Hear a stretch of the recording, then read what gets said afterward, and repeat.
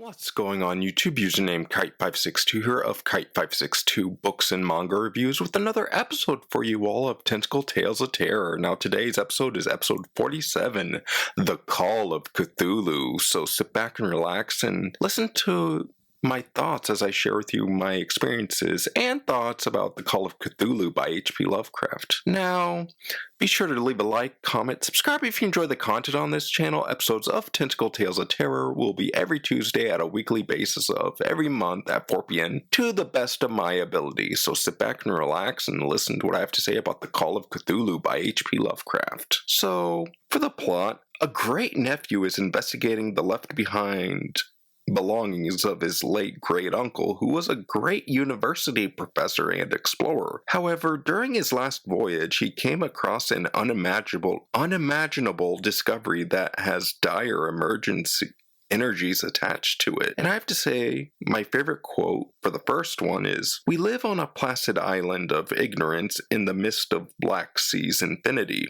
and it was not meant that we should voyage far."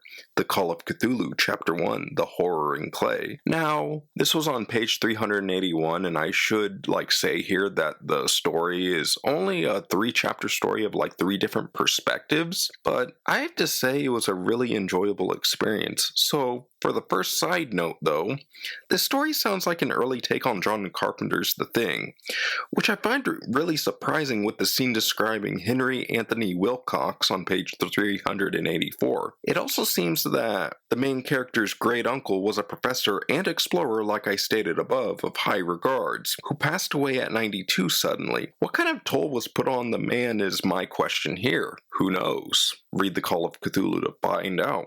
And I have to say, for the first notable quote that I wrote down, there had been a slight earthquake tremor in the night before the most considerable felt in New England for some years, and Wilcox's imagination had been keenly affected. The Call of Cthulhu, Chapter 1, The Horror in Clay, 384. Now, I think this was after Henry Wilcox discovered the little Cthulhu statue, or it could have been Inspector Legrasse or Legrassi. I really don't know how you're supposed to properly pronounce that name, but all in all these different perspectives were really great. So for the second side note though, Cthulhu Flatagan, F-H-T-A-G-N, Flatagan, I don't know if you need the phlegm for it. I mean, I thought it could be translated as Cthulhu be praised, perhaps. That's just my thinking here. Cthulhu Flatagan.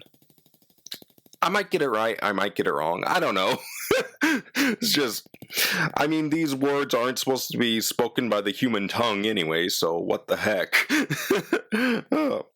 And I have to say, for my second favorite quote, it represented a monster of vaguely anthropoid outline, but with an octopus-like head, whose face was a mess of feelers, a scaly, rubbery-looking body, prodigious claws on hind and forefeet, and long, narrow wings behind. The Call of Cthulhu, page 389, Chapter 2, The Tale of Inspector Legrasse.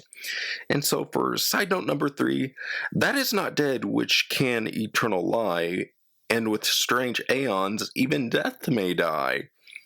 This is the third time I think I heard this couplet from the Necronomicon by Abdul Al-Hazred. So, who knows if it'll pop up again? I don't know.